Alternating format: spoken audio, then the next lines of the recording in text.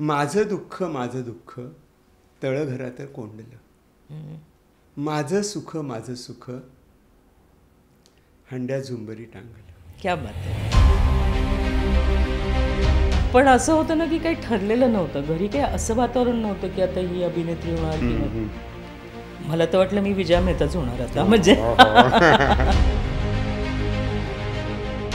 कधी कधी काही झाडं कशी रोपं उपटून दुसरीकडे लावली की मोठी चांगली होतात, काही तिथेच मोठी होतात. तसं माझं झालं की मी औरंगाबादला गेले, खूपच छान झालं. सुरुवात एका छोट्या वर्कशॉपपासून झाली, पण मी तो रस घेतला आणि पूर्ण रस घेतला, म्हणून मग मला ते एक्वायर करता आलं. मिमिक्री तुम्ही करू शकता, नक्कल थोड्या वेळ करू शकता, 3 वाक्य किंवा एखादा शब्द, पण तुम्ही कॅरेक्टर करताना ते रागवेल कसं, ते हसेल कसं, त्याच भाषेमध्ये काळजी करेल, हे तुम्हाला आलं पाहिजे.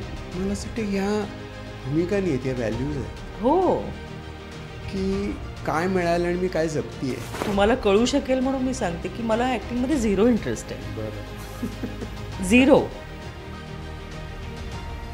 मला असं वाटतं की ही ट्रेन सरळ जाणारी नाही आहे आयुष्याची, अशी ती गोल गोल गोल गोल अशी चक्रव्यूहासारखी अशी आहे, आणि एखादा माणूस उतरून गेला तरी तुम्हाला तो प्रवास पूर्णच करायचा आहे. की मी मोहनची बायको म्हणून नाही वावरले मोहन गेल्यावर, की मी मोहनची बायको आहे, मोहनची बायको, मी सखीची आई म्हणून वावरले.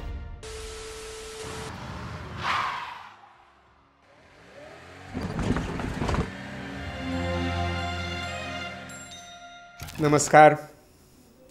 संवेदन मानसशास्त्र गुरुकुलच्या पॉडकास्टमध्ये तुम्हा सर्वांचं मी स्वागत करतो आहे. या पॉडकास्टचं नाव टर्निंग पॉईंट. टर्निंग पॉईंट म्हणजे प्रत्येक माणसाच्या आयुष्यामध्ये वळणं आणि वळसे येतच असतात. जीवनप्रवास हा वाटतो तितका सरळ कधीच नसतो. काही अनपेक्षित धक्के असतात, काही अपेक्षितही असतात. पण या सगळ्यातनं आपण वाट काढत पुढे चाललेलो असतो. नेमके कुठे चाललेलो असतो याची कल्पना असतेच असं नाही, पण आपण तो प्रवास चालूच ठेवतो आणि प्रवास करत असताना आलेले अनुभव आपल्या मनाशी इंटिग्रेट करून घेत असतो. तरीसुद्धा तो टर्निंग पॉईंट आपल्या मनाच्या कोपऱ्यात शिल्लकच राहतो आणि त्याच्याकडे आपण परत परत जातो, रिव्हिजिट करतो आणि पुन्हा जीवनाविषयी आपला दृष्टिकोन बदलतो, स्वतःविषयीचा दृष्टिकोन बदलतो आणि आपण नव्याने जगायला लागतो. तर याचा प्रत्यय आपल्याला कलाप्रांतातनं प्रचंड प्रमाणात येतो. नाटकातनं येतो, सिनेमातनं येतो, एखाद्या कवितेतनं येतो, एखाद्या चित्रातनं येतो, की ते पाहत असताना आपण कधी अंतर्मुख झालो आपल्याला कळत नाही आणि मग स्वतःच्या जीवनाचा आपण विचार करायला लागतो. आणि असा स्वतःच्या जीवनाचा विचार करायला लावणारी आणि तसं जगणारी ॲक्टर आणि एक व्यक्ती म्हणून आपल्याकडे जी आली आहे ती सर्व परिचित आहे. मिसरी मावशी म्हणून आहे, श्यामला म्हणून तर खूपच प्रसिद्ध आहे आणि पूर्वी प्रज्ञा म्हणून प्रसिद्ध होती. अर्थात तुम्ही ओळखलं असेल, शुभांगी गोखले. नमस्कार शुभांगी. नमस्कार, वेलकम. हा पॉडकास्ट आमचा असा आहे की जिथे आम्ही कलाकार असतील, काही तज्ज्ञ असतात वेगळ्या विषयातले, पण त्यांच्याशी आमचा संवाद होतो. ते घडले कसे, त्यांच्यातला माणूसपणा त्यांनी कसा जपला आणि त्यातनं कसं स्वतःचं जीवन फुलवलं, कलाकार म्हणून, शास्त्रज्ञ म्हणून, विचारवंत म्हणून याचा शोध घेत असतो. कारण आपण माणूस असतो आणि माणूस म्हणून या सगळ्या गोष्टी करत असतो. त्या कशा आत जातात, कितपत आत जाऊ द्यायच्या, कितपत बाहेर ढकलायच्या, सोडून द्यायच्या, हे शिकत असतो आपण. खरं. तर जास्त फिलॉसॉफिकल आहे. नाही, खूप छान आहे. पण मला वाटतं की या सगळ्या गोष्टी शुभांगी गोखले यांच्या ॲक्टिंगमधनं दिसतात मला. म्हणजे मला अगदी सगळ्या लोकांच्या लक्षात राहिलेली ती म्हणजे टिपरेमधली श्यामला. कारण हिंदी सिरियलच्या पेक्षा जरा ती भावते आणि ती खूपच भावलेली सिरीज आहे. कारण मी पण लोकसत्तेत लिहित होतो आणि त्यावेळेलाच प्रभाळकर लिहायचं आणि मला वाटायचं माझ्यापेक्षा ह्यांचा कॉलम का पॉप्युलर. असं मला वाटायचं. आणि नंतर ती सिरियल आल्यानंतर माझ्या लक्षात आलं की अरे ही डिझर्व्स म्हणजे ग्रेट. तर त्याच्यामधले जो एक गृहिणी म्हणूनचा जो वावर आहे आणि मग तो आपल्याला अग्निहोत्रमध्ये पण दिसला. तेव्हा ते जर एक थोडासा ठामपणा, एक पक्केपणा आहे त्याच्यामध्ये, त्या कॅरेक्टरमध्येच आहे. आणि खूप सुशिक्षित आणि म्हणजे ते चेहऱ्यावर असा तो एक माहिती आहे मला काय चाललंय ते, बरोबर असा जो न व्यक्त झालेला भाव आहे ना, तो खूप छान वाटतो. तर या पलीकडची शुभांगी आम्हाला ओळखायची आहे. आणि एक साधाच प्रश्न मी ठेवणार आहे की या कॅरेक्टर्सनी शुभांगीला काय घडवलं आणि शुभांगीनी ह्या कॅरेक्टर्स कशा घडवल्या आणि त्यातनं तिचा जीवनप्रवास कसा चालू आहे. कारण खूप खाचखळगे आहेत. अनेक गोष्टी घडल्या ज्या घडल्या नसत्या तर बरं झालं असतं. हो. तर सुरुवात कुठून झाली? औरंगाबाद नाही, त्याच्याहून आधी पण म्हणजे मी काय, माझे पाय काही पाळण्यात वगैरे काही दिसले नव्हते म्हणजे. पण आमचं घर रसिक होतं, म्हणजे साहित्य, कला, संस्कृतीशी एक नाळ अगदी घट्ट रोवली. माझ्या आई, वडील, मग माझा मोठा भाऊ. तर घरामध्ये पुस्तकं चांगलं ऐकणं, संगीत ऐकणं आणि एक छान रसरशीत जगणं हे होतंच. म्हणजे एक फॅमिली म्हणून त्या गोष्टी होत्याच. आणि चांगली व्याख्यानं ऐकायला जाणं. आम्ही म्हणजे महाराष्ट्रभर फिरलो आम्ही, पण त्यात आम्ही अगदी छान वयामध्ये पुण्यात आलो. तर पुण्यात फक्त संभाजी बागेत जाऊन भेळ खाणं याच्यापेक्षा कुठली अनवट मैफिल आहे, कुमार गंधर्वांची सारसबागेत मैफिल आहे, तर आम्ही तिथे घुसून गर्दीतनं ते ऐकलेलं आहे. किंवा मग अटल बिहारी वाजपेयींचं भाषण आहे तर तिकडे मला खरं जायचं नसायचं, पण ते संस्कार होतात. म्हणजे की चांगला चॉईस ठेवा, चांगला. तर त्यामुळे मी खूप बुजरी मुलगी होते. बुजरी म्हणजे अशी काही ओव्हर स्मार्ट तर बिलकुलच नव्हते. आपापल्या घरात जेवढे लाडके असतो तेवढे होते मी. लहान होते, शेंडेफळ होते. पण शाळेमध्ये वासुदेव पाळंदेंनी, मी मॉडर्न हायस्कूलमध्ये 2 वर्ष शिकले आणि तिथे पाळंदे सरांनी आंतरवर्गीय एक स्पर्धा घेतली होती. आंतरवर्गीय? हां. काय ह्योच नवरा पाहिजे का कासला नवरा नको का बाई, असं कुठे कॉमेडी होतं. आणि त्याच्यामध्ये कोणालाच करायचा नव्हता तो रोल. मी एक नोकराचा रोल होता, तर तो मी केला. आणि तो एक कानडी भाषेतलं, ते लिहिलेलंच होतं तसं. तर त्यामुळे तो मी केला, मुंडासं वगैरे बांधून. आणि खूप मजेदार होता आणि लोकांचा खूप रिस्पॉन्स यायचा त्याला. म्हणजे आणि त्या स्पर्धेमध्ये आमचा वर्ग पहिला आला. मग त्यांनी काय केलं की त्या लोकांसाठी एक दिवाळीमध्ये दर शनिवार रविवार असं एक शिबिर घेतलं. तर मी गेले, आपली सगळे जातात. पण त्याच्यामध्ये इम्प्रोव्हायझेशन्स मध्ये त्यांनी मला खूपच प्रेम दिलं त्यांनी, पाळंदे सरांनी. आणि बाकी पण कोटबागी मॅडम पण होत्या. पण असं झालं की मी तिथे रमायच्या आतच आमची बदली झाली आणि मी औरंगाबादला गेले. तर मग तिथे लकीली असं झालं की कधी कधी काही झाडं कशी रोपं उपटून दुसरीकडे लावली की मोठी चांगली होतात, काही तिथेच मोठी होतात. तसं माझं झालं की मी औरंगाबादला गेले. खूपच छान झालं, कारण की मला आमचे कुंभोजकर सर म्हणून होते, ते आम्हाला वक्तृत्व स्पर्धेसाठी तयार करायचे आणि त्याची पण बक्षिसं मिळू लागली. चंदू कुलकर्णी, प्रशांत दळवी हे माझे मित्र झाले. मग आम्ही लगेच एक राज्यनाट्य स्पर्धेसाठी नाटक केलं, तिथे गॅदरिंगसाठी एक नाटक केलं. तर ती मजा यायला लागली, कारण की मी नुकतीच शिकून आले होते, थोडंसं गमतीदार. आणि पण प्रशांत खूप अभ्यासू होता. तर त्यांनी असं केलं की मग आम्ही एक पथनाट्य केलं, त्याचे काही प्रयोग केले. त्यानंतर त्याच्या डोक्यात आलं की आपल्या विद्यापीठामध्येच अभ्यासक्रम आहे नाट्याचा, तर आपण सगळ्यांनी मिळून जायला पाहिजे. आणि म्हणजे ते ग्रुपमध्ये असल्यामुळे आम्ही सगळ्यांनी खूप तयारी केली. मी हमीदाबाईची कोठीमधला एक पॅसेज तयार केला होता आणि आम्ही सगळ्या ग्रुप आम्ही सिलेक्ट झालो. जी शक्यता खरं कमी असते की तुम्हाला कोणालाही घेत नाहीत, पण आम्ही खूप तयारीने गेलो होतो. आणि मग तिथे डिप्लोमा केला मी फक्त. तर त्याच्यात मी पहिली आले. कारण मला एवढी आवड होती की काही समोर आलं तर त्याचं पूर्ण करायचं, हाती घ्याल ते तडीच न्या.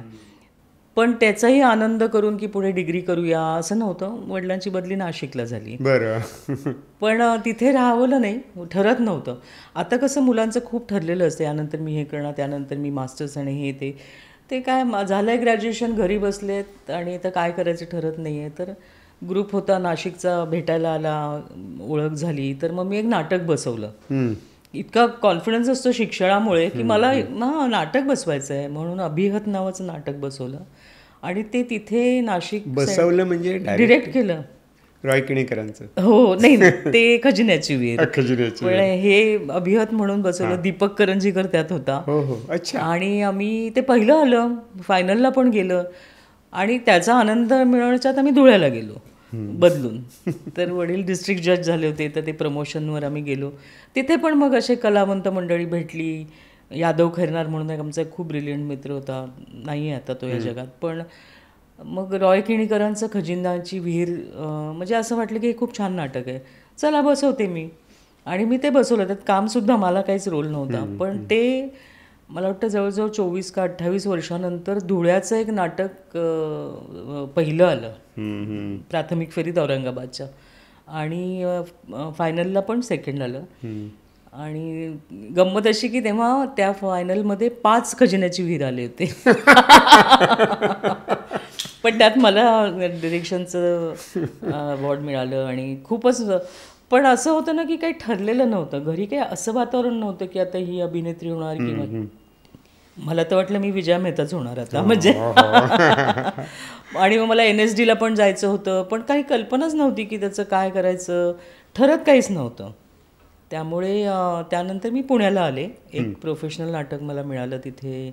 माझा मोठा भाऊ लेक्चरर होता रानडे इन्स्टिट्यूटमध्ये, तर त्याच्याबरोबर मी राहायला लागले. आणि तिथे शेजारच्या बंगल्यामध्ये मोहननी मला बघितलं आणि मग त्यांनी विचारलं मला की म्हणजे लग्नासाठीच विचारलं डायरेक्ट. अरे म्हटलं मला अभिनेत्री व्हायचं आहे, काहीतरी नाव मिळवायचं आहे. मग त्यांनी माझं नाव सुचवलं डॉक्टरांना. डॉक्टर शोधत होते आत्मकथासाठी. आणि मग मी मुंबईत आले. तर ते म्हणजे सुरुवात एका छोट्या वर्कशॉपपासून झाली, पण मी तो रस घेतला आणि पूर्ण रस घेतला, म्हणून मग मला ते एक्वायर करता आलं. अशी किती गावं फिरलीस? 13. 13 गावचं पाणी प्यायला? हो, व्यवस्थित पाणी प्यायले. म्हणजे 13 गावातलं जे एक मातीतलं जे शहाणपण असतं आणि जो गंमत असते ती भिनलेली आहे. त्यामुळे ती आवाज आणि हेल आणि तो पण एक सहजपणे येऊ शकतो. आणि कसं आहे की तुम्ही तिथे 2 किंवा 3 वर्ष राहता, म्हणजे तुमचे 12 बलुतेदार तुमचे होतात. बरोबर की बाबा हा शिंपी आहे, हा टेलर आहे, हा रिक्षावाला आहे, चांभार आहे. त्याचा उपयोग ऍक्टिंगमध्ये पण झाला की आपण त्या पूर्ण रोलमध्ये मग पूर्णपणे घुसायचं. आणि त्यानंतर यू कम आउट ऑल्सो, कारण आम्ही नंतर बॅग बिग भरून सामान सुमान गुंडाळून निघूनही जायचो ना त्या गावातून. तर प्रत्येक कॅरेक्टर माझ्यासाठी गावच आहे. म्हणजे वा, प्रत्येक कॅरेक्टर गाव आहे. तिथे ती व्यक्ती राहते, तिचं जीवन असतं आणि मी ते गाव सोडून दुसरीकडे जाते. कारण मला खूप आवडेल म्हणजे की तो मुकुट घालून फिरायला, की मी श्यामल टिपरे. महाराष्ट्रातलं एकही घर नाही आहे ना की ज्यांना ते आवडतं, त्यांनी प्रेम केलंय एवढं. पण मी तो मुकुट घालूनच राहिले असते तर मला नाही वाटत की मी लोकांना आवडत राहिले असते. म्हणजे मला असं वाटतं की एक रोल मिळाला आणि त्यातनं आपण सक्सेसफुल झालो की तो आपण रिपीट करतो, कारण ते सक्सेसचा एक फॉर्म्युला, शॉर्टकट तयार होतो तो. आणि मग शुअर शॉट असतं ते. असे खूप मोठे ॲक्टर्स पण त्याला बळी पडतात. पण त्यातनं बाहेर पडणारा असतो तो स्वतःला शोधत असतो कलाकार म्हणून. तर असं मला त्यात स्पिरिट दिसतंय की ते मला व्यक्ती म्हणून या व्यवसायातनं काय काय मिळतं आहे ते मला वाटतं खूप महत्त्वाचं. ते विद्यार्थी दशेपासून सुरू झालं की इतक्या वेगळ्या गावात जायचं आणि त्यांच्याशी काही आहेत कनेक्ट नाही राहत तसं, कारण की एकतर वडील न्यायाधीश असल्यामुळे आधीच ते सेक्लुडेड लाईफ होतं. खूप सगळ्यांच्यात मिसळायचं, समाजाभिक असं नव्हतं एवढं. पण म्हणजे आता भेटतात, कधी दौऱ्यावर गेल्यावर कोणी येऊन भेटतं. मला असं म्हणायचं की ते सगळे ओळखत असतील. हो, आमची आहे. त्या प्रत्येक गावात मला डॉक्टर लागू आत्मकथाच्या वेळेस म्हणायचे, कुठल्याही गावी गेलं की लोक म्हणायचे ही आमची मुलगी आहे. तर ते म्हणायचे अगं तू कोणाकोणाची मुलगी आहेस. पण आहे, पण मला आवडतो तो कनेक्ट, पण असा पूर्ण दैनंदिन आयुष्यामध्ये नाही, शक्य नाही. आणि ते आपण ते स्टेशन सोडलंय त्या गाडीने आणि मी पुढे आले. पुढे खूप स्टेशन आहेत आणि लाईफ इज सो बिग. पण डॉक्टर लागूंच्या बरोबर काम करताना अगदी सुरुवात म्हणजे पहिली सुरुवात त्यांच्यापासून झाली तर काय होतं? नाही, फार आनंद झाला होता, कारण की मला ते मोहनचे आभारच की त्यांनी इतक्या सुंदर प्रोजेक्टमध्ये मला अगदीच बसवलं. कारण डॉक्टरांना हवी होती एक मुलगी जिला काही नाव नाही आहे पण म्हणजे चांगलं काम करेल. तर मी प्रशिक्षित होते म्हणूनही त्यांना विश्वास बसला असावा मोहनच्या शब्दांवर. पण त्यांनी मला बोलवलं रिडिंगला आणि ते म्हणाले काहीच हरकत नाही, म्हणजे छान. आणि मी मग तो काय, आपल्याला आता झेंडा रोवायचा आहे चांगला, म्हणजे इतका की म्हणजे लोकांनी वर्षानुवर्ष लक्षातच राहिलं पाहिजे. कारण की महेश एलकुंचवारांचं लिहिलेलं, प्रतिमा कुलकर्णी डिरेक्ट करते, सुहास आणि ज्योती बरोबर आहे. आणि त्यामुळे मी खूपच मन लावून केलं ते. आणि मला वाटतं त्याच्यामध्ये जी प्रज्ञा जी आहे ती प्रश्न विचारणारी आहे. हो हो हो. आणि तो प्रश्न विचारून ती नाटक पुढे नेते. बरोबर. किंवा प्रश्न विचारून कॅरेक्टर घडवत असते. करेक्ट. स्वतःची पण दिसते आणि त्या लेखकाची पण कॅरेक्टर घडवत असते. तर हे म्हणजे ही जी प्रोसेस आहे ती कशी वाटली एक ॲक्टर म्हणून? नाही, मला खूप जणांनी आधी विचारलं की तुला भीती नाही वाटत का डॉक्टरांबरोबर? तर मला कसं आहे, माझा अवेअरनेसच नव्हता की म्हणजे डॉक्टरांचं काम पाहूनच मोठे झालो आम्ही. पण एका फ्लोअरवर असताना मी माझं काम करते आहे आणि डॉक्टरांकडनं शिकण्यासारखं असं होतं की सातत्य किंवा खोल जाणं त्या गोष्टीमध्ये. पण सीनच इतके जबरदस्त होते, माझा ऑथर बॅक रोल होता, तर मी मजा त्याची घेतली. पण एक थोडंसं अंतर ठेवूनच मी राहिले, म्हणजे की मला शिकायचं होतं म्हणून डॉक्टरांकडनं. त्यांची शिस्त असेल, त्यांचा फोकस चांगला असणं. तेव्हा ते 64 वर्षाचे होते, तर अर्थातच माझं वय लहान होतं, 21-22 वर्षाचं. तर पण तरीही की डॉक्टर काय करतात ॲज अन ॲक्टर, म्हणजे ते स्वतःची काळजी घेतात. ते 2 प्रयोग असायचे आमचे NCPला, तर मध्ये ते सरळ शवासन करायचे किंवा योगाभ्यास करायचे, टेनिस खेळायचे, वाचायचे, ऐकायचे, कितीतरी गोष्टी होत्या त्यांच्याकडे. तर एक शिस्तबद्ध आयुष्य जगणारा आणि अतिशय बुद्धिमान. गप्पा मारायला मी लहान होते, अशी मी गप्पा नाही मारू शकायची, पण ते बोलत असताना ऐकणं. पण डिस्टन्स ठेवूनच राहिलं, कारण ते मला असं वाटतं की ते फॅमिलीमधनं झालं असेल किंवा काही, की असं खूप घुसून नाही की आता डॉक्टर काकाच माझे, असं नाही केलं मी. I really wanted to learn आणि छान प्रयोग करायचा. आणि मला वाटतं त्यांनी खूप मदत होते आपल्याला, की आपण इतकं घुसलं नाही की मग त्याचे एक संदर्भ तयार होतात, त्याची बाइंडिंग तयार होतात, कमी जास्त होऊ शकतं. त्याच्यापेक्षा मी इथे शिकणारी आहे आणि मी शिकायला आलेली आहे आणि मी बघतेय, हे खूप छान वाटतं. आणि मी म्हणजे त्यांच्या ऑर्बिटमध्ये का जाऊ, म्हणजे he is an big actor, मी का म्हणून त्या ऑर्बिटमध्ये घुसून बसायचं? मग माझी ग्रोथच संपेल तिथे ना. म्हणजे आपण एक ॲक्टर म्हणून प्रयोगागणिक मी चांगलं करायचा प्रयत्न करणे, हे त्यांच्याकडनं शिकले मी. पण त्यांच्यासारखं करायचं असं जर एखादा ॲक्टर करायला लागला तर तो माणूस म्हणून थांबूनच जाईल ना, म्हणजे अगदीच. त्यामुळे त्याच्यात मी मजा खूप घेतली, ती मला आवड आहे. म्हणजे की त्या मोमेंटमध्ये ते NCP मधले प्रयोग आणि ते क्रीम, खूप मजा घेतली आणि बक्षिसं पण मिळाली, उत्साह पण होता. खूपच म्हणजे प्रचंड गाजलेलं नाटक आहे ते, इंटेलेक्च्युअल अगदी असं की काय अनुभव, खूप सुंदर अनुभव होता. पण हे म्हणजे एकदम मी जंप घेतोय, पण एकदम लापतागंजमध्ये पण अशीच प्रोसेस झाली काय, कशी? लापतागंजचा तो अश्विनी धीर म्हणून आहे, ज्यांनी म्हणजे सगळ्यांना कळेल असं की तो उत्कृष्ट रायटर आहे माणूस, तो कानपूरहून आलेला माणूस. आणि त्यांनी दीप्ती नवलकडे असिस्ट केलं, मग लिहायला लागला. आणि ऑफिस नावाची एक सिरीज होती, 8-10 वर्ष ती लिहिणे, काय नस पकडली होती त्यांनी भारताची. कुठे नाही ऑफिस आणि कसलं नाही ऑफिस, कशाचंही ऑफिस असू शकतं ना. म्हणजे हे तयार करणारं एखादं असेल, त्या नर्सरीचं एक ऑफिस असेल ना, ते पण ऑफिस असू शकतं. त्यांनी जी नस पकडली तो भयंकर हुशार होता. तर त्यांनी एक वेगळी नटी, सिनियर नटी, ते त्या लापतागंजमध्ये हे 6 कॅरेक्टर्स होते आणि त्यांचे वर्कशॉप झाले, त्यांचे कॉस्ट्युम्स पण तयार झाले. आणि मी तेव्हा 3 सिरियल्स करत होते मराठीमध्ये, ऑन द व्हील्स, इकडे तिकडे असं. आणि तेव्हा त्यांचा मला फोन आला आणि म्हणाले ऑफिसमध्ये येऊन भेटा आमच्या क्रिएटिव्ह हेडला. मी गेले भेटायला, तर तो म्हणाला असं असं आम्ही करतोय आणि यूपी बिहारचं एक असं इमॅजिनरी गाव आहे और सब कुछ लापता है वहाँ पे.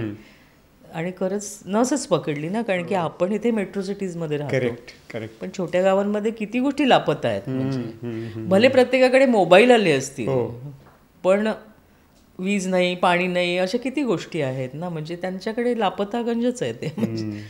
तर मी म्हटलं की अच्छा. आणि मग ते म्हणाले की हे बघ, मी तुला स्पष्ट सांगतो की अमुक अमुक मॅम करणार होत्या, पण त्यांना नाही जमणार, म्हणून मी तुला देतोय हा रोल. आणि मी लहान होते त्या रोलसाठी, पण गप्पा मारताना त्याला कॉन्फिडन्स वाटला, कारण की तो एक तर मोहनलाही ओळखत होता, आमच्या घरी येऊनही गेलेला होता, पण मला एवढं आठवत नव्हतं. पण मी त्यांच्याशी गप्पा मारताना जेव्हा म्हणाले की शरद जोशीचं मी सगळं वाचलेलं आहे, तर त्यांना कॉन्फिडन्स वाटला की मी करून घेईन.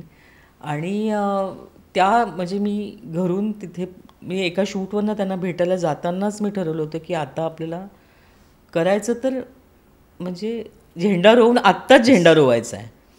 आत्ता त्यांच्याशी भेट होतानाच हो म्हणायच्या वेळ, नाहीतर ते कसं, मला त्यांना काय माहिती ना, एक करती आहे. म्हणजे मी एक हिंदी सिरियल त्यांनी पाहिलेली होती, पण त्यातनं एवढं कळत नाही ना आपल्याला, ही जॉनरच वेगळा होता. तर मग मी ऑब्व्हियसली आपले कान डोळे उघडे ठेवलेले असतात आपण, म्हणून त्या लुक टेस्टलाच मी एक आवाज लावला. आणि म्हणजे त्यांनी सांगितलं की तुमच्या मुलीला तुम्ही हाक मारताय वगैरे, तर अर्थातच छोट्या गावामध्ये एकूणच मोठ्यानेच बोलतात. आणि मी त्या मुलीवर, माझी मुलगी मुकी आहे आणि तिच्यावर एक मुलगा सतत लाईन मारत असतो, तर मी समजा आतल्या मी इमॅजिन केलं ते देताना की आतल्या खोलीतनं मी अंगणातनं जरबेनी हाक मारतेय, पण काळजीनी पण म्हणते सुरिली सुरिली. तर ते म्हणाले हा हे करले की तुझं तो लहेजा आहे ना, खूप मजेशीर आहे. तर आपण ते कसं आहे की छोट्या छोट्या गोष्टी लक्षात ठेवायला पाहिजेत. आणि म्हणजे काय होतं, मिमिक्री तुम्ही करू शकता, नक्कल थोड्या वेळ करू शकता, 3 वाक्य किंवा एखादा शब्द, पण तुम्ही कॅरेक्टर करताना ते रागवेल कसं, ते हसेल कसं त्याच भाषेमध्ये, किंवा त्या भाषेमध्ये तुम्हाला कोणाला तरी रागवेल, ओरडेल, जरबेनी किंवा प्रेमाने बोलेल, काळजी करेल, हे तुम्हाला आलं पाहिजे. त्यामुळे लक्ष ठेवायचं. आणि कसं आहे की आपण लहानपणी ऐकतो गाणं, तर ते सोडून नाही द्यायचं. पवन करे सोर, शोर नाही बाबा सोर, तर हे पण आणायचं त्याच्यामध्ये, मग म्हणजे मग सोपं होतं.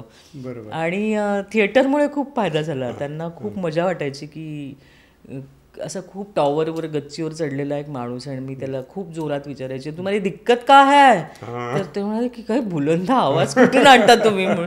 म्हटलं की एवढं तर स्पेस कळते ना आपल्याला, तो उंच माणूस बसला, माझा क्लोज असला तरी तो सेन्स आपण थिएटरमध्ये येतोच.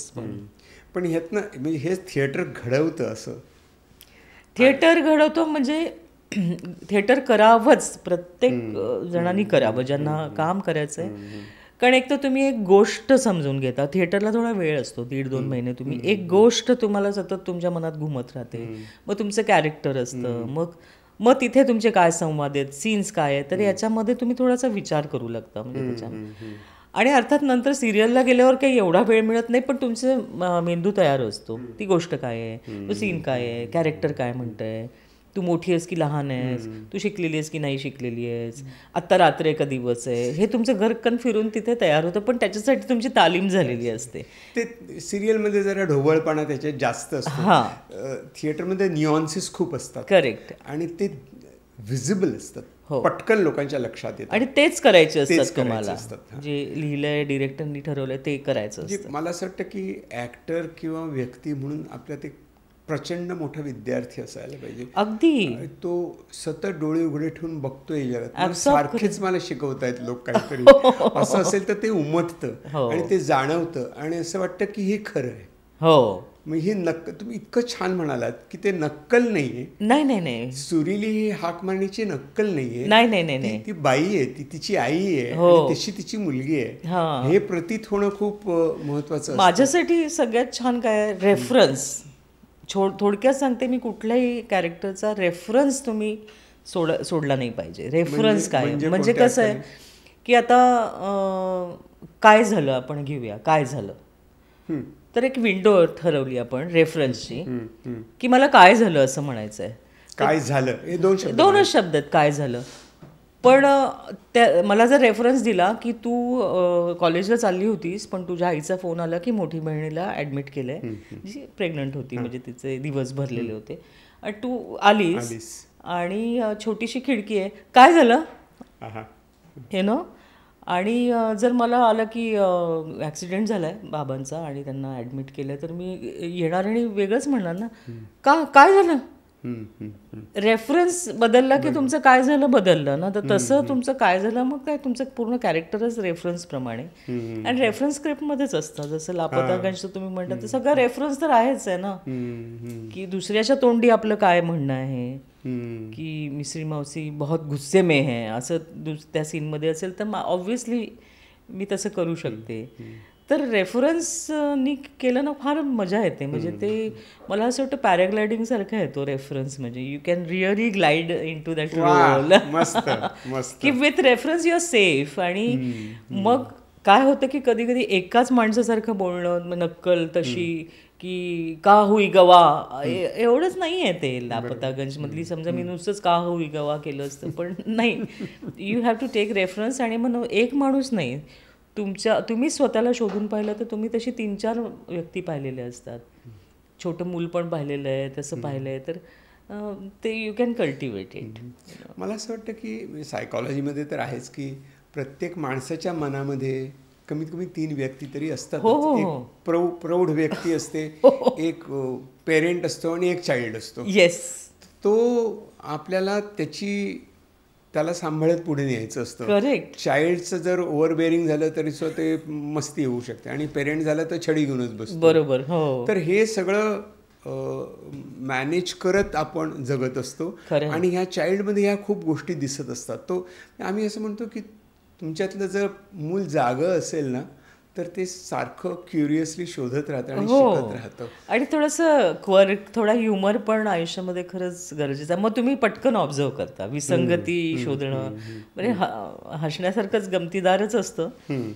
पण म्हणजे सेटवर काय होतं की सकाळी 7ची शिफ्ट, म्हणजे सुरुवात मी कामाला गेले मला खूप दमाला व्हायचं की हे सकाळी उठून जायचं आहे, 6:30ला पोचायचं आहे, आणि तिथे बंद असं तो स्टुडिओ उघडलेला असायचा, आणि मग डास पण आहेत, आणि पंखा भरभर चालवलेला आहे, मेकअपमध्ये मलमल वाळवतोय, आणि मग एक हेअरड्रेसर येणार आणि तिला काहीच घेणं देणं नाही की हा सिरियस सीन ही करायला आली आहे किंवा काय ही काय म्हणजे नटी कशी वगैरे. इधर का सोफा किधर गया म्हणजे मी इथे खूप दिवस येते, इथे एक सोफा होता, तो असं तिचा प्रश्न असला की मला फार हसू येतं त्याचं. आणि मी ते ठेवलं आहे माझ्याकडे, कधीतरी मला रोल येईल एखाद्या हेअरड्रेसरचा वगैरे, तर अशा 4-5 हेअरड्रेसरचं मिक्स करून मी करेन. फक्त तिचं कसं करून चालेल, पण त्यांचा फोकस एकच आहे, इधर का सोफा किधर गया. तर ते असं थोडा ह्युमर ठेवला ना तर खूप गोष्टी आपण साठवून ठेवतात त्यात. आणि मेंदू तुम्हाला तर जास्त माहिती आहे, आपल्याकडे किती रेकॉर्ड होऊ शकतं, प्रचंड, केवढी मोठी चिप आहे म्हणजे. तर हे ठेवत राहिलं की फार मजा येते. मला असं वाटतं की एक ॲक्टर आणि व्यक्ती याच्यामध्ये शुभांगीमध्ये एक सेन्स ऑफ ह्युमर, विसंगती दिसते आणि त्याचं हसू येतं, आणि सेन्सिटिव्हिटी आहे की ती असं का बरं म्हणत असेल. कारण आपण रागवू पण शकतो, हे तेरे को क्या करने का है, मुझे नाही मालूम असे म्हणू शकलो असतो आपण. नाही, आय अंडरस्टँड की where does it come from, तिचा रेफरन्स काय आहे, कुठे मीरा रोडून आली आहे, तिची मिळकत काय, आणि तिचा फोकस काय, की त्यांच्या भाषेत अंबोडा, आपण अंबाडा म्हणत नाही, अंबोडा करायचा आहे का पोनी करायचं आहे का स्ट्रेटनिंग करायचं आहे, आणि मला संध्याकाळी घरी जायचं आहे. जाताना मला खरंच असं असेल की तेल घेऊन जायचं आहे, मिरची घेऊन जायचं, असंच त्यांचं लाईफ असणार ना.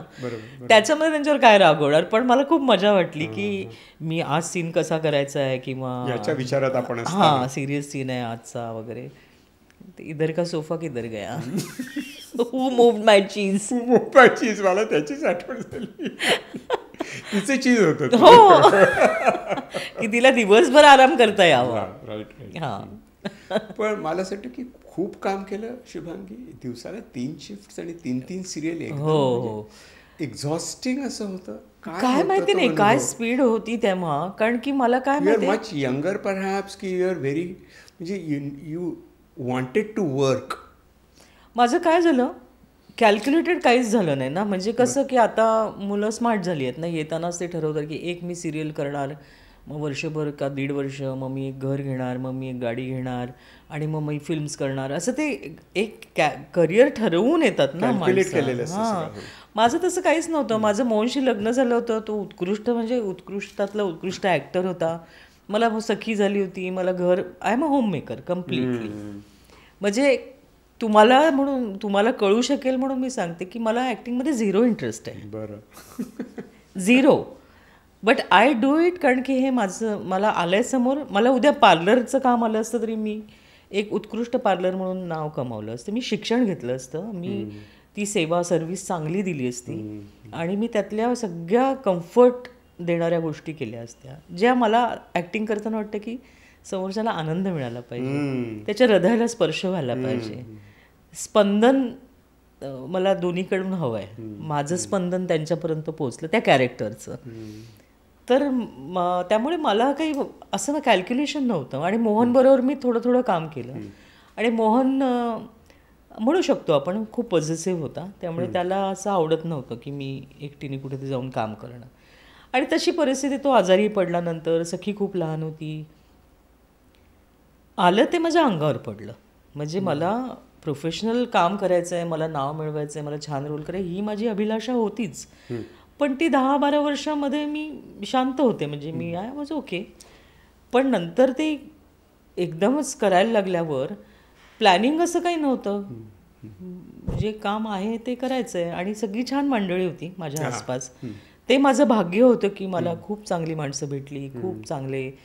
म्हणजे मोहन गेल्यानंतर गौरी, वामन केंद्रेंची बायको, ती भेटली मला. ती म्हणाली की खूप काळजी वाटली ग शुभांगी. मी म्हटलं मोहनला, वामनला, की कसं होईल, तर वामन मला इंडस्ट्री खूप चांगली आहे, ती चांगली राहिली तर इंडस्ट्री खूप. आणि ते खरं आहे, इतके सुंदर मला प्रोजेक्ट्स मिळाले, चांगली माणसं मिळाली. अर्थात माझं कॅल्क्युलेशन, मी काही आता याच्यातून पुढे हे करेन, त्याच्यातून ते करेन, असं नाही झालं. मला जे काम मिळत गेलं तेच मी घडत गेलं. हां. आणि त्याच्यामध्ये तुम्ही 70-75% भाग होता सर्व्हायवलचा. सरळ सरळ, म्हणजे पैसे मिळवायचे आहेत ना, मग ठीक आहे, कमी मिळतात पण ही माणसं चांगली आहेत, आपल्याला, आपण सेफ आहोत, असं काम. हां, सेफचं खूप होतं. मग माझ्या मनात नंतर आलं की फिल्म्स वगैरे पण मी काही करू शकले नाही, कारण की सिरियलचा इतका धबडगा होता. आणि एका वेळेला 3 चालू होत्या, एक पुण्यात आहे, एक मुंबईत आहे. पण मी I was on the wheels, because मला सखीला छान वाढवायचं होतं. त्यामुळे कॅल्क्युलेटिव्हली आता मग मी हिंदीत घुसते वगैरे असं काही केलं नाही मी. I just went. म्हणजे मला असं वाटतं की आपण एक मॅग्नेट असतो आपल्या टॅलेंटचा, आणि आपल्याकडे गोष्टी खेचल्या जातात. मॅग्नेट एका जागीच राहतो, आपोआप येतात. येस, तसं. आणि तो होंड टॅलेंट होता. हो, म्हणजे स्किल टॅलेंट होता. त्याच्यावरती मेहनत होती, विचार होता, संस्कार होते. त्यामुळे ते मॅग्नेटसारखे इतके सगळे रोल आले आणि निभावले, असं मला वाटतं. म्हणजे तिची आता सगळी असेनमी नसेनमी मधली सगळी जी अवॉर्ड्स आहेत, ती तिथे पोचतायत. कारण त्याला तो अवॉर्ड, त्या मेहनतीचा अवॉर्ड आहे ते, असं मला वाटतं. आहे खरं. कारण की संदेशनी माझ्याकडे नाटक वाचायला आणलं, तर म्हणजे त्यांनी वाचून झाल्यावर मी एवढंच म्हणाला, हा रोल तू करणार आहेस. तो म्हणाला, तू काय विचार करतेस? मी म्हटलं, मी हाच विचार करते की शांतपणे, कुठलंही मॅनिप्युलेशन नाही, कुठलंही पॉलिटिक्स नाही, काही न करता तुम्ही शांत बसलात, रेडी फॉर गुड रोल, ते तुमच्याकडे चालत येतात. तसं असेनमी नसेनमीचं माझ्या बाबतीत झालंय की अरे छान झालं, मी शांत बसले एका जागी, मी धडपड करत, तुझं काय चाललंय, मला घ्या ना तुमच्या याच्यामध्ये, मी नाही आहे तुमच्या प्रोजेक्टमध्ये, असं भांडणं किंवा काय, तर ते तुमच्या चेहऱ्यावर येतं. मग तुम्ही हट्ट करून एखाद्या प्रोजेक्टमध्ये गेलात तर माझ्या तर चेहऱ्यावर येईल बाबा, की मी इथे हट्ट करून आली आहे, त्या वेगळीच बाई करणार होती पण मी कोणावरती पाय देऊन आली आहे. तर मला असं वाटतं की सुरळीत आयुष्य, तेही पुन्हा फॅमिलीमधलंच होतं, की ऑनेस्टी नेहमी ठेवावी आपली, आणि हार्डवर्क. म्हणजे मिळेल, भले त्याला काय आता कसं आहे ना, काम आपण काय करतो, मी आता समजा असिनेमी नसिनेमीची मला बक्षिसं मिळत आहेत किंवा आपण म्हणताय तसं लापतागंज खूप, समजा एखादी ॲड फिल्म करायला गेलं तर तिथल्या मुलांना काहीही माहीत नसतं तुमचं, काहीही माहीत नसतं. तर हे पण शक्यता आहे ना. पण त्यांना माहिती नाही म्हणून मी हे प्रेमाने नाही करायचं का माझं नाटक. त्यांना मराठी नाटकाचा काही संबंधच नाही आहे. म्हणजे मी प्रशांत बरोबर नाटक करत होते, साखर खाल्लेला माणूस. तर एका ॲड फिल्ममध्ये म्हणाले की बुधवार गुरुवार आणि शुक्रवार तुमचे हवेत. तर म्हटलं माझे प्रयोग आहेत, थिएटर करती आहे हां, वो तो सॅटर्डे संडे होता है ना. म्हटलं ते तुझ्या पृथ्वीला वगैरे असेल, आमचा इथे हा मित्र जो आहे बुधवार दुपार पण फुल हाऊस असतात आमची नाटकं. तर त्यांना शून्य माहिती असते. पण त्यांना माहिती म्हणजे ते पॉकेट्स आहेत ना. आपण आपल्या पॉकेटमध्ये छान काम करत राहायचं, काय करणार. ते माझ्या ह्याच्यात येत नाही आहे, माझ्या म्हणजे वाटेत येत नाही आहे ते काम. तर ठीक आहे, असं होतं माझं. पण तरी काइंड ऑफ इक्वॅनिमिटी की त्यांना माहिती नाही आहे का, ठीक आहे, असं होतं. ते त्यांचं orbit, like you say doctor लागूनचं ऑर्बिट वेगळं आहे, यांचं ऑर्बिट वेगळं आहे, ते ऑर्बिटच्या बाहेर आहे. हो, मला काम करायचं नाही तर मी चांगलं करीन. हो अशी. आणि मला खरंच खूप आनंद यायचा की मी मराठी नाटकाशी, मराठी सिरियल्स तेव्हाच्या ज्या होत्या उत्कृष्ट, की जे निर्माते पण अत्यंत सुसंस्कृत, सुशिक्षित, अगदी मराठी नाटकाचं पण आमचा बॅकस्टेज वर्कर सुद्धा वेल रेड आणि गमत्या पण असतो आणि सगळं माहिती असतं, ते की गमतीदार असतात. तर मला छान वाटतं, मी खूप सेफ एन्व्हायरमेंटमध्ये आहे. कारण की तुम्ही जसं जसं अनोळखी प्रदेशात जाल तर तुम्हाला काही गोष्टी, म्हणजे मला इतकं नाही तरंगता येणार. म्हणजे मला थोडं, कारण मला संपल्या क्षणी मला घरच आठवतं. म्हणजे मी I am really a homemaker. ते मला घरची कामं 50% तर कायमच माझी घरची कामांचंच चालू असतं. आवडतं आणि त्याच्यात मन रमतं, मी आहे इथे असं. आणि ते मला वाटतं खूप गरजेचं पण आहे. म्हणजे मी कुठेतरी म्हणजे आता प्रयोगाला गेले, समजा दीनानाथला गेले आणि तिथून मग मी घरी न जाता मग कोणाकडे तरी गेले, मग तिथून एखादा कोणीतरी म्हणाले तिकडे BKCला सगळेजण जमले, तिकडे जाऊया, मग तिकडून एक सिनेमा बघूया. असं मी नाही वेळ घालवू शकत. I have to be grounded, I have to come home. कारण तेव्हा सखी पण होती आणि सखीच्या मनावर हा परिणाम झाला असते की लाईफ इज लाईक दॅट. अम्मा बाहेर गेली आहे, ती बाहेरच गेली नाही. मी 2 प्रयोगाच्या मध्ये तिला स्वयंपाक तिच्यासाठी केला आहे. म्हणजे बोरिवलीचा प्रयोग संपवून मी तिच्यासाठी रात्रीचा स्वयंपाक केला आणि ठाण्याच्या प्रयोगाला गेले. तर ते तेव्हा तिला लक्षात नसेल, पण तिच्या सबकॉन्शियस माइंडमध्ये राहिलं असणार. नक्कीच की I am important for my mother, माझं फूड. आणि शेवटी मला असं वाटतं की आयुष्यातला सगळ्यात सुंदर आनंद आहे की तुम्ही तुमच्या अपत्याला गरम गरम खाऊ घालणं. It's is मॅचलेस. गुड आहे. म्हणजे तव्यावरून पोळी त्यांच्या ताटात देणे, याच्याहून दुसरा आनंद नाही. आई पण ते अगदी मस्त आहे. तू दक्षिण ध्रुवावर जा, कुठे जा तुम्ही, कुठे टांझानीला, टोकियोला, कुठेही जा, ते प्रत्येकाला हे गरम देणे. आणि त्या मुलाला तेव्हा कळत नाही, पण नंतर ते आठवतं की व्हॉट प्लेजर इट वॉज. म्हणजे आणि सच अ सिम्पल थिंग. येस. त्यात त्या पिझ्झा नाही, त्यात काही ऑर्डर केलेलं नाहीये, काही नाही, साधं घरात बनवलेलं आहे जेवण, ते आपण वाढतो. आणि ते नाही तुम्ही मिळवलं तर मग काय म्हणजे.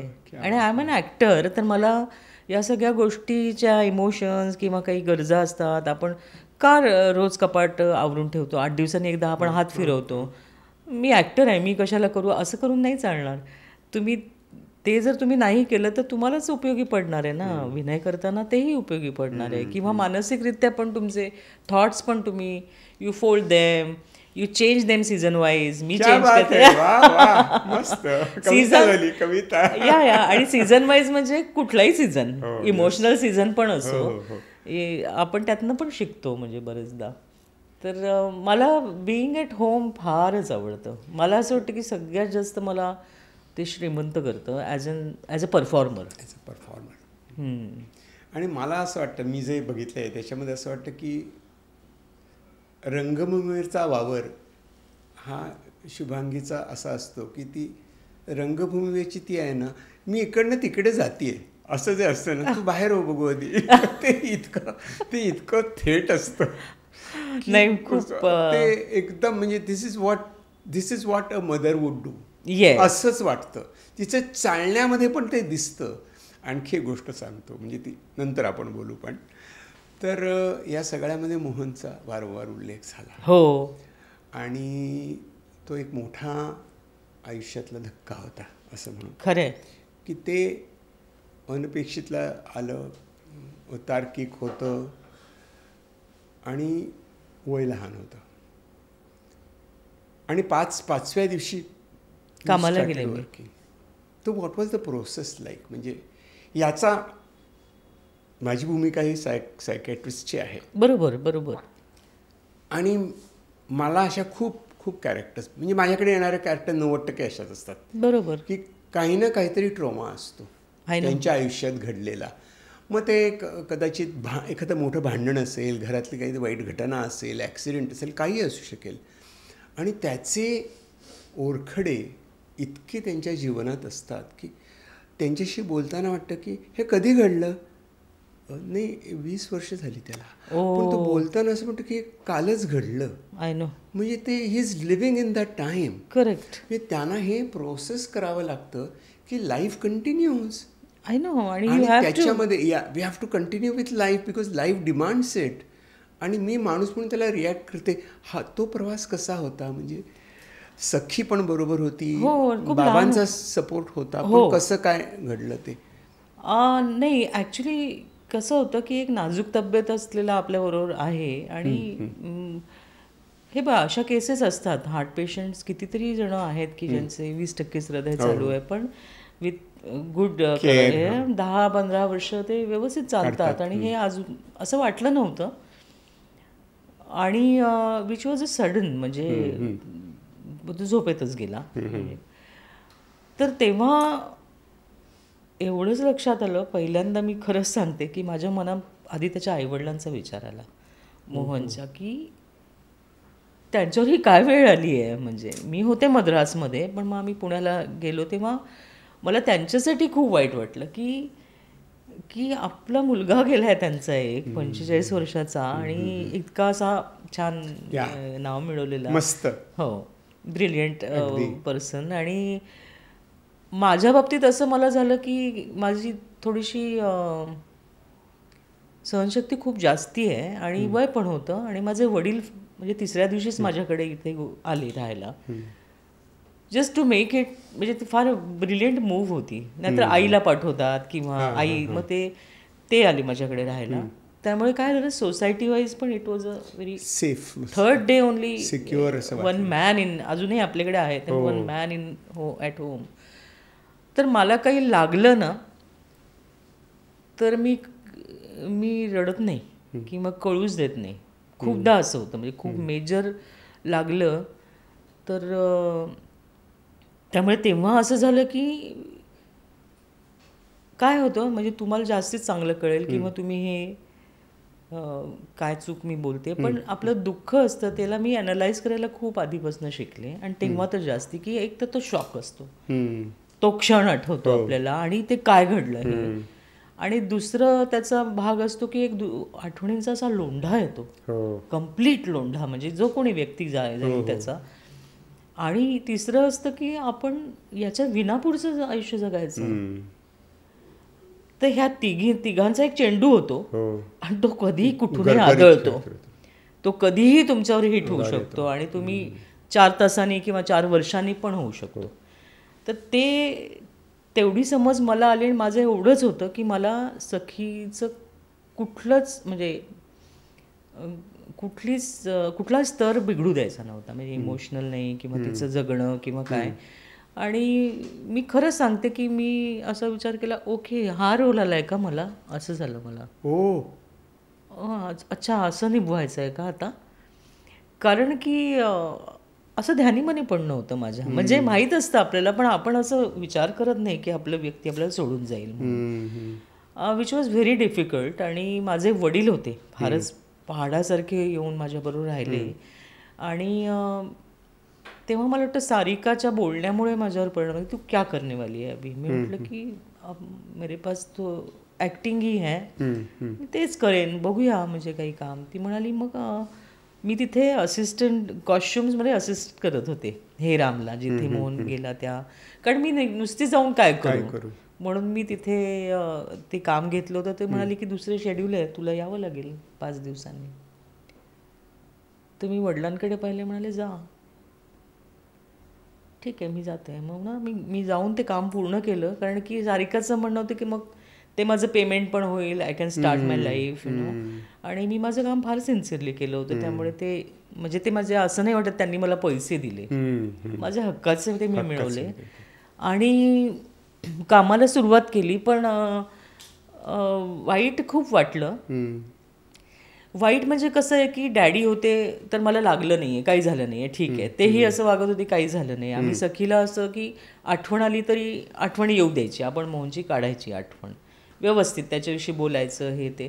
तिला जसं कळेल तसं कळेल, पण तिचं भावविश्व बिघडू नाही द्यायचं की तिची शाळाच बदलली, गावच बदललं, सगळंच बदलून टाकलं आणि वडील नाही आहेत असं नाही करायचं. सिंपथी देतात लोक. हां, आणि मला तिला सहानुभूतीच्या लाटेवर वाढवायचंच नव्हतं. ऑल इज वेल, म्हणजे ठीक आहे करूया, असं खूप जणांच्या आयुष्यात येतं ना. मी काय एकटी आहे का, लाखो बायकांनी हे सहन केलं असेल. आणि तर आपल्याला काम करायचं आहे आणि आता मला ब्रेडविनर व्हायचं आहे.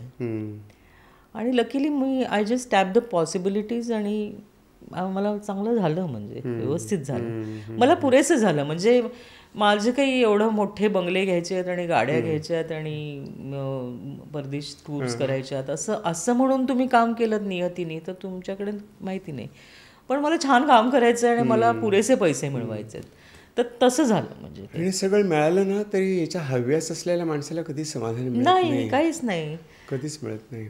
पण मला ते जाणवत राहतं. पण मला सखी होती म्हणून मग माझे वडील पण गेले 8 वर्षांनी.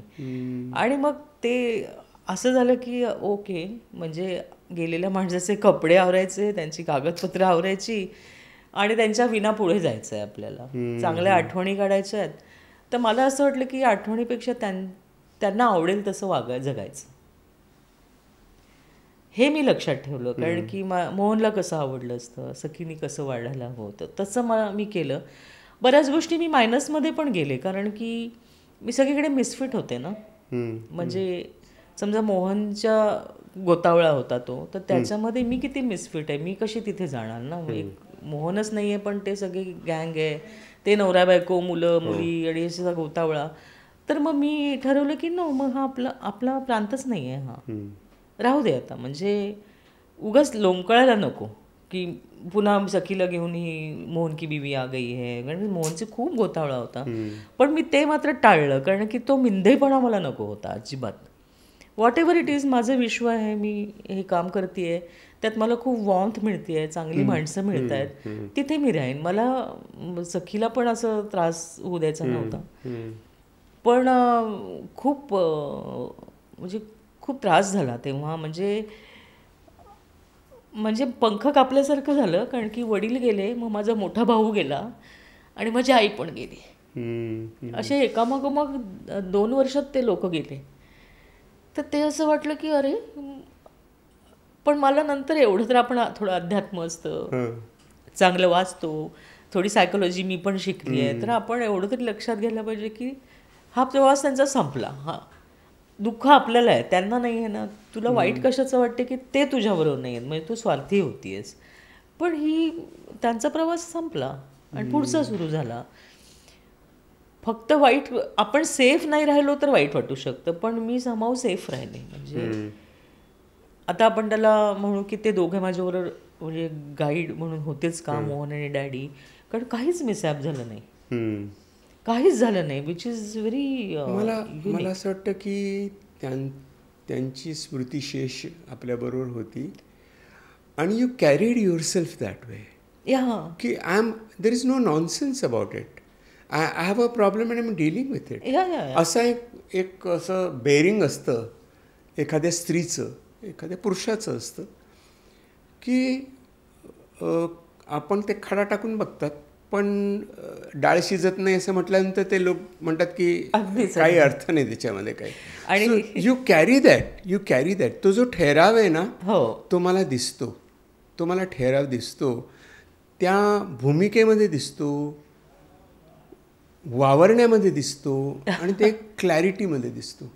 हो. आणि मला वाटतं की त्यांनी एक ॲक्टर म्हणून खूप एक विकास पण झाला आहे, पण माणूस म्हणून खूप विकास झाला आहे. हो, होतोच. कारण की आपण कितीही म्हटलं तरी ते पुढच्या प्रवासाला गेले आहेत.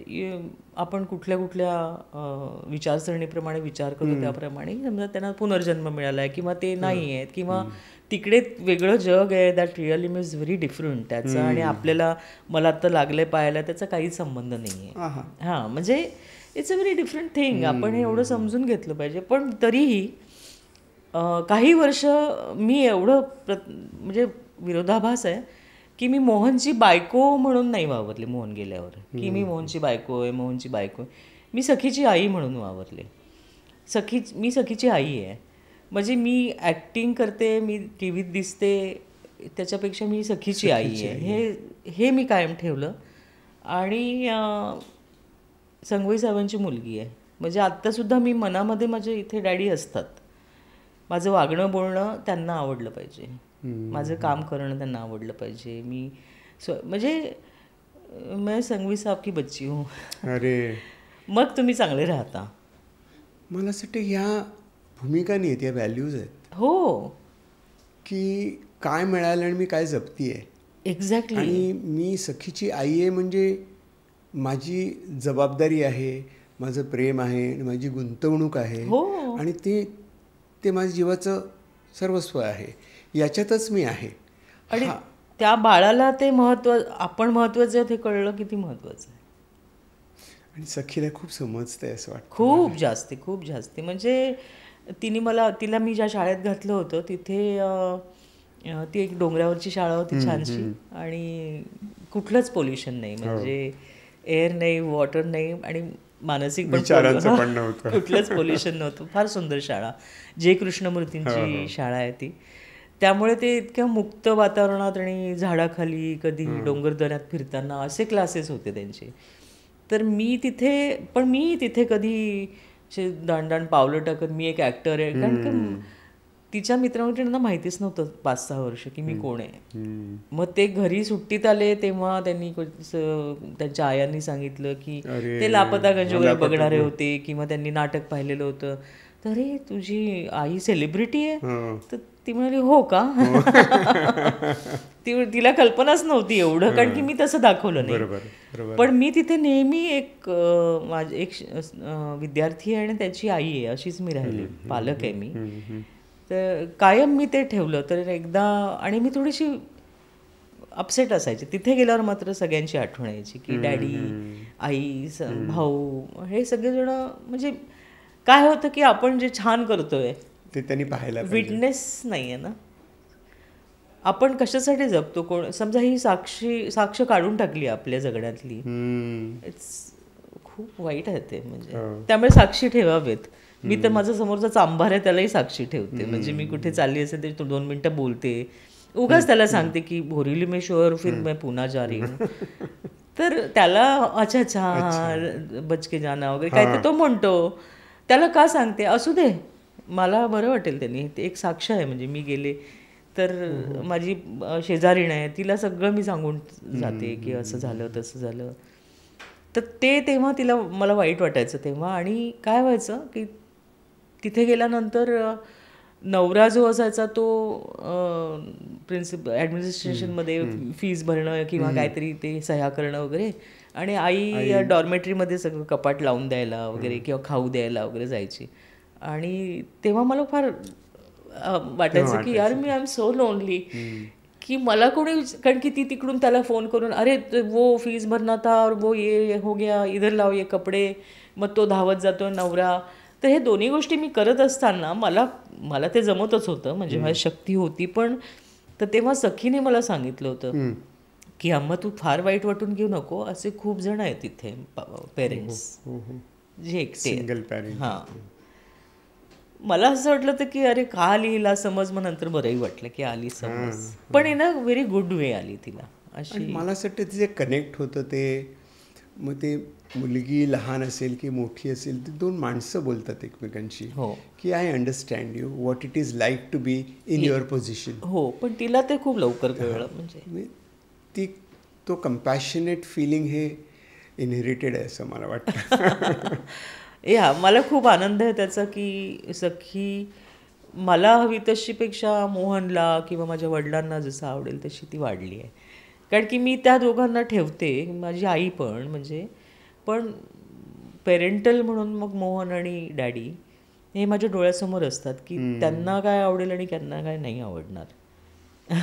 गायडिंग प्रिन्सिपल्स आहेत. हो, ते आकाशात आपण बघतोय की इकडे ध्रुवतारा आहे, माझं जायचं आहे दुसऱ्या ठिकाणी पण इकडे आहे तो. हो, मला तो सांगतोय की अपोजिट डिरेक्शनला जा, पण तो आहे असं फिलिंग आपल्याला. आणि असू दे ना, मला असं वाटतं की अशाच काही काही धारणांनी तर आपण छान राहतो, आनंदात राहतो.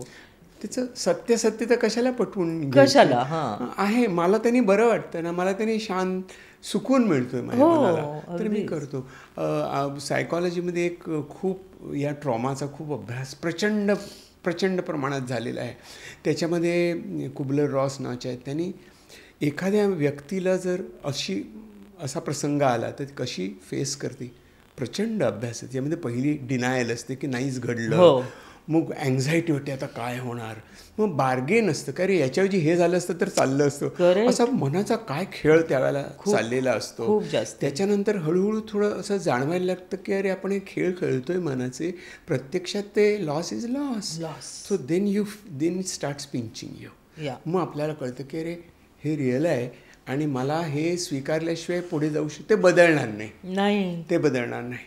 आणि मग त्याच्या पुढे स्टेज येते ऑफ रिझोल्युशन की त्या रियालिटी सत्याची जाणीव होते आणि त्या सत्यातनं आपण अधिक स्थिरावतो. आणि मग पुढची येते सब्लिमेशन, म्हणजे मी यातनं अधिक सेल्फ ट्रान्सेंडन्स येतो की मी लाईक यू सेड मी सखीचं आहे, वडिलांचं आहे, सेल्फ ट्रान्सेंडन्स येतो. मी शुभांगी नाही आहे, मी आई आहे तिची, मी याची मुलगी आहे, हा सेल्फ ट्रान्सेंडन्स आहे. शुभांगी हे काम करते बरोबर, पण मी I have gone beyond that. तो जो एक सब्लिमेशनचा असतो ना, तो मला दिसतो वागण्या बोलण्यामध्ये. फक्त एकच आहे की बोलायला मला पण बरं नाही वाटत आहे, पण नाटकात किंवा सिनेमात कधी मागे वळून बघताना ना मी शुभांगीच्या डोळ्यात बघतो आणि मला ती किनार दिसते आणि मला ते खूप टच होतं. मला असं वाटतं की लाईफ, दिस इज लाईफ, हे जीवन आहे, हे असं आहे, हे शुभांगी मला दाखवते. आणि त्याच्यात इतकी समरसता आहे, त्यात इतकं खरेपणा आहे, सच्चेपणा आहे की तुम्हाला खूप मनात खूप पोचतो. माझ्या व्यक्ती म्हणून, सायकॉलॉजिस्ट म्हणून अधिक विचार करतो मी त्याचा, बरोबर आहे, पण असं होत असतं.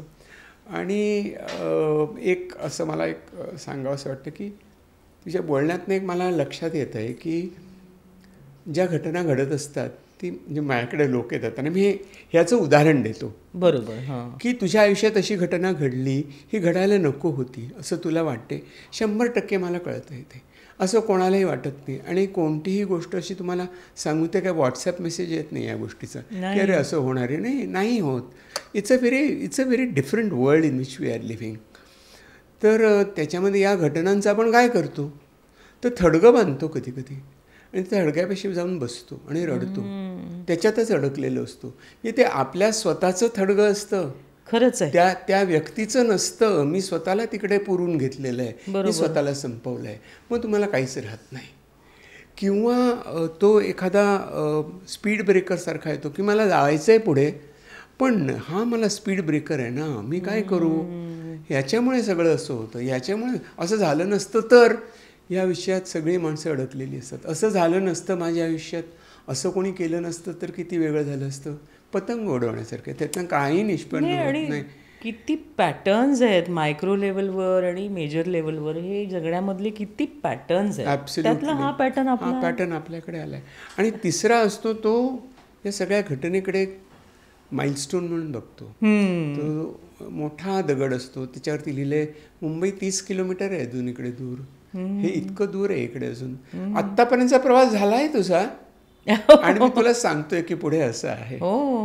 तर तो मला वाटतं की तो ती घटना आपण माइलस्टोन बनवतोय, थडगं बनवतोय, स्पीड ब्रेकर करतोय, हे आपण ठरवायचं असतं. खरं आहे. आणि ते आपल्याला आवडो की न आवडो, मला माझ्या बरोबरच्या माणसांना आनंदाने जगू द्यायचं आहे. एक्झॅक्टली. जे गेलेल्या माणसाचा शोक करत मी इतकी दुःखी राहते की समोरच्या व्यक्तीला वाटतं की आई इकडे नाहीच आहे, माझी आई माझ्या बरोबर आहे, ती बायको नाही आहे इकडे, ती आई आहे. तर तो जो फिलिंग असतं ना, ते फिलिंग एकदा समजलं की आपण ट्रान्सेंड होऊ शकतो. करेक्ट. आणि मग मला वेगवेगळ्या गोष्टींच्या जाणीव होतात. मग मी माझं काय काम आहे ते करेन. म्हणजे मी ॲक्टर, मी पेंटर आहे, मी टीचर आहे, मी डॉक्टर आहे, काही मी करू शकतो. पण मला ह्याचा ठराव पक्का मिळतो की मी हे काय करायचं आहे, माझं मी काय करणार आहे, माझ्या आयुष्याचं मी काय करणार आहे, काय घडलं आहे आणि मी काय करू शकते. हे शुभांगी, हे खूप शिकायला मिळते तुझ्या बोलण्यात. नाही मी काय, पण मला असं वाटतं कारण तू जगती असते. हो, हे तू फिलॉसॉफिकल जार्गन वापरत काहीतरी सांगत नाहीये. नाही, यू आर लिव्हिंग इट. आणि मला ते खूप मोलाचं वाटतं की ते मला दिसतंय तुझ्या बोलण्यातनं आणि वावरण्यात. नाही, आणि समज तर एवढी आलीच पाहिजे ना तुमच्यामध्ये की म्हणजे मला असं वाटतं की ही ट्रेन सरळ जाणारी नाही आहे आयुष्याची, अशी ती गोल गोल गोल गोल अशी चक्रव्यूहासारखी अशी आहे. आणि एखादा माणूस उतरून गेला तरी तुम्हाला तो प्रवास पूर्णच करायचा आहे ना. ते स्टेशन त्याचं आल्यावर तो निघून गेला म्हणजे. पण काय आहे की आता मोहन सगळ्या अर्थाने खूपसुरत होता तो एकदमच. म्हणजे त्याचं वाचन, त्याचं अनवट होतं सगळं, त्याचं अक्षर सुंदर होतं, युनिक. एक मला त्याचा सहवास मिळाला, हेच मला खूप छान वाटतं. आणि अर्थातच त्याचं जाण्याचं जे दुःख आहे ते कुणालाच कळणार नाही जास्ती. खरं, कितीही जवळचं असलं तरी त्याच्या पर्स्पेक्टिव्हनी ते बघणार की. तर मला असं वाटतं की ठीक आहे, म्हणजे कोणाला नसतं दुःख, असूच शकतं. आणि तेच मी बघते पुन्हा पुन्हा की मी कसं जगल्याने त्याला आवडलं असतं तसं करायचं. आणि हॅपीनेस का नाही मिळवायचा, म्हणजे हॅपीनेस त्यांना उलट आनंद होईल, म्हणजे असं मला वाटतं. माझ्या वडिलांना आनंद होईल की मी आणि सखी आम्ही हसत खेळत कुठेतरी प्रवास करतोय, छान काहीतरी कोडी सोडवतोय, तर आपण दुःखी राहून काहीच होणार नाही. मला माझा कोटा पूर्ण करावाच लागेल, म्हणजे जगण्याचा पूर्ण. खरं, मला असं वाटतं की एक एनरिचमेंट आहे आयुष्यामध्ये निर्माण झालेली. हो, बोलताना मला ती जाणवती आहे तुझ्या बोलण्यातनं, डोळे भरून येण्यातनं किंवा सांगण्यातनं. याला एक आईच्या वारसाचा एक आध्यात्मिक त्याला जाणीव आहे असं वाटतं. हो, म्हणजे बरं झालं ना, म्हणजे माझी आई संत साहित्याची अभ्यासक होती, त्यामुळे अर्थात तेव्हा कसं आई आणि मुलगी याच्यामध्ये असतं की हां तिचं चाललेलं आहे, माझं तर मला काय त्यात रस नाही आहे, पण ते येतच परत तुमच्यामध्ये. त्यामुळे ज्ञानेश्वरी असो, गीतेचं आपल्याला अभ्यास असतो. अभ्यास म्हणजे मला वेळ नसतो एवढा, पण एक भान असतं, कारण की तुम्हाला कुठेतरी होल्ड ऑन करायला कोणीतरी सद्गुरू पाहिजे, संत महंतांच्या बोलणं ऐकायला पाहिजे तुम्ही, कारण की तेच सार आहे खरं जीवनाचं. तुम्ही इतके भटकत असता बाजारात, हे मी घ्यायचं आहे, मला हे हवं आहे, मला ते हवं आहे, पण शेवटी इमोशनली तुम्ही कसे राहायला पाहिजे आणि काय समजूत तुम्ही घेऊन जायला पाहिजे हे तुम्हाला या ग्रंथातनंच मिळतं. म्हणजे त्यामुळे त्याचा माझ्यावर आहे परिणाम आहे. आणि मी माझ्या रोजचं जीवन जरी तुम्ही नॉर्मल जगलात ना, तरी पण मला असं वाटतं की यू आर डन. म्हणजे मला छान वाटतं की सकाळी उठून मला स्वयंपाक केल्याशिवाय करमत नाही, तर ते माझं आहे आणि मला त्यातनं बरं वाटतं, ते मी रोज करते. Simple, Y complicate. मला आज भाजी दिसली तर ह्याची मी चटणी करेन, याची भाजी करेन, असं मला सुचलं म्हणजे मग मी करायला पाहिजे. आहे तिकडे, मी जगते. मी तर बायोबबल मध्ये पण स्वयंपाक केलाय त्या शूटिंगच्या जागी. म्हणजे that is very most creative thing for me. ते अध्यात्म आहे असं मला, म्हणजे किती सुंदर आहे ते. मला अध्यात्मच आहे ते. मी अध्यात्माची किनार आहे असं म्हणत होतो. मला सहज बहिणाबाईंच्या 2 ओळी आठवल्या. माझं दुःख तळघरात कोंडलं, माझं सुख हंड्या झुंबरी टांगलं. क्या बात आहे. इतकी समज, इतका सहजपणा त्या अध्यात्मामध्ये आहे की ते अध्यात्म म्हणून पण मांडलेलं नाहीये. मनातले बोल आहेत ते मांडलेत. वाटलं मला तसं. पण तेच केवढं अध्यात्म आहे, केवढं थोर आहे ते. तर मला असं वाटतं की हे आठवलं आणि हे सांगावंसं वाटलं, ही या आपल्या पॉडकास्टची मोठी देणगी आहे. खरंच आहे. मला असं वाटलं की पोचता येते. माझ्यापर्यंत पोचले, लोकांच्यापर्यंत पोचेल. आणि खूप मनापासून संवाद घडला. हो ना. आणि खूप बोलण्यासारखं होतं. आणि ते बोलणं तर आपण थांबूया इथे. पण आभार मानतो. आणि एक गोष्ट म्हणजे आम्ही असा आमचा सतत प्रयत्न चालू असतो, कोविडपासून सुरू झालेला आहे की सर्वसामान्य लोकांपर्यंत पोचायचं. मानसशास्त्र, मनोविकारशास्त्र, मानसोपचार, काउन्सिलिंग हे घेऊन जायचं. त्याच्याविषयी स्टिग्मा आहे, काय करणार असं न करता डिमिस्टिफाय करायचं. त्याच्यावरती कोणतंही काहीतरी विलक्षण आहे, वेगळंच आहे असं काही न करता करेक्ट ते सहज झालं पाहिजे. सगळ्यांकरता ते आहे, असं आहे, ते ज्ञान आहे, ते लोकांना मिळालं पाहिजे. या दृष्टीने आम्ही काम करायला सुरुवात केली. बरोबर. आणि आत्तापर्यंत जो 50 विषयावरती पॉडकास्ट वेबिनार केलेले आहेत. आणि आता हे नवीन आम्ही प्रकार सुरू केला आहे ज्याला आम्ही ॲडव्हान्स सायकॉलॉजी सेल्फ पेस कोर्स म्हणतो. ॲडव्हान्स सायकॉलॉजी हा त्यातला फक्त एक सब्जेक्ट, असे बरेच सब्जेक्ट्स आहेत. बरं. आणि हा सेल्फ पेस कोर्स म्हणजे पुस्तक आहे, ते ऑडिओ व्हिज्युअल पुस्तक. म्हणजे पुस्तक आपण विकत घेतो, ठेवतो, परत परत वाचतो, चालतो मागे पुढे. तसं ते ऑडिओ व्हिज्युअल मीच लोकांशी बोललेलो आहे, रोल प्ले केलेले आहेत, सांगितलेलं आहे, बेसिक थिअरीज मांडल्या आहेत, PPT आहे, लोकांचे प्रश्नोत्तर आहेत, ते तुम्ही ऐका, परत परत ऐका. असं याकरता ते आम्ही केलेलं आहे. तर याला शुभांगीकडनं शुभेच्छा. अरे नाही, खूप शुभेच्छा. आणि मला असं वाटतं की आधी आपल्याला एवढं जाणवायचं नाही, पण आता समाजरचना खूप बदलल्यामुळे याची प्रत्येकाला गरज आहे आता. थँक्यू. आणि ते लोकांपर्यंत आम्ही पोचवतोय. खूप खूप शुभेच्छा तुम्हाला. थँक्यू.